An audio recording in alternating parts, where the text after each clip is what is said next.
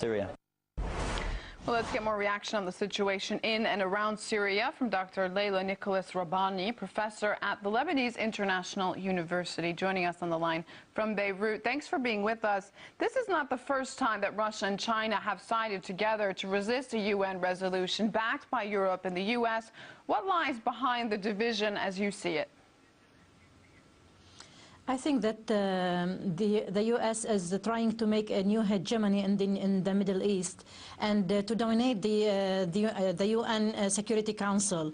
The responsibility to protect the civilians is a cover. You know that the responsibility to protect the civilians it's a strategy. It's a new strategy in the international public law, but it means that the military action is the last resort, and it begins with the responsibility to prevent the clash from or to blow between the parties, and then the responsibility to protect, and at the last, when they can, they have the responsibility to rebuild. This does not happen in Libya nor in Iraq, and now it seems is not happening in Syria. You know, the Western allies are trying to go directly to suppose that they are going to protect civilians, but their policies are empowering the so-called opposition to raise arms in the face of the legitimate force of the state. So the terrorist attacks and all these arms in the hands of the people will get Syria to a civil war, and this will make the clash in the Middle East, and this will be, if a war happened in Syria, or a military action or a military intervention happened in Syria, this will blow all the region in the Middle East and in the near geographical region in Europe also. Reports are coming from U.S. senior officials that Washington is closing its embassy in Syria. What do you think that might signify? I think that the U.S. is trying to get out of the Middle East. You know, they are withdrawing from Iraq, and like Panetta said, that they to end 2013 they will withdraw or finish their actions in Afghanistan, and they are tending to go to the Pacific. They have new strategies to go to the Pacific. They are going towards the Asia. They are trying to blackmail Russia and China, or to contain them, to make a new hegemonic order, to restore their hegemonic order, which was 2 decades before.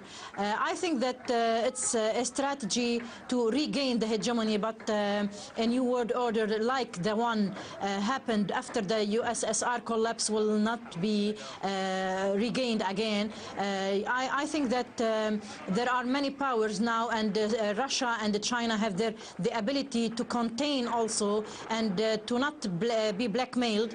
So they will make a balance in the UN Security Council, and they should make a balance in the global order as well. I think that that will be for the sake for all the humanity, and this will prevent the chaos or the constructive chaos which was the strategy of the US administration for the last decade.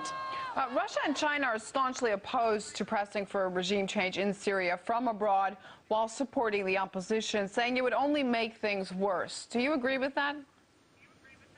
Yes, I do agree, because all the surveys and the statistics reveal that Assad has still had the majority of the Syrian people.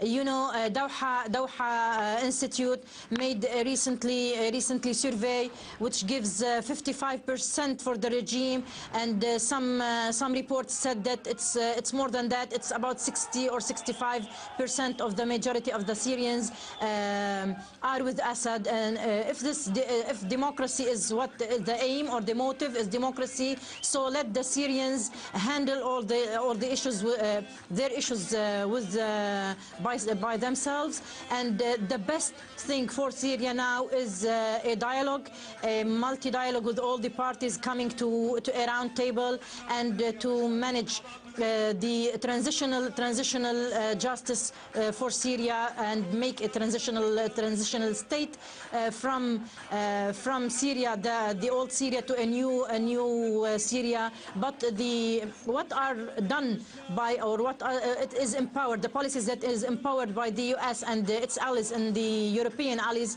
it will make Syria a failed state. And if Syria is instability or goes in a tunnel of instability, I think all the Middle East will come into this tunnel also, and the fundamentalism will raise, and this will affect the whole world, and especially it will affect Europe, Eastern Europe, Western Europe, and all the region and Mediterranean region also. Right. Dr. Leila Nicolas Rahbany, professor at Lebanese International University, thank you very much for your analysis. Thank you.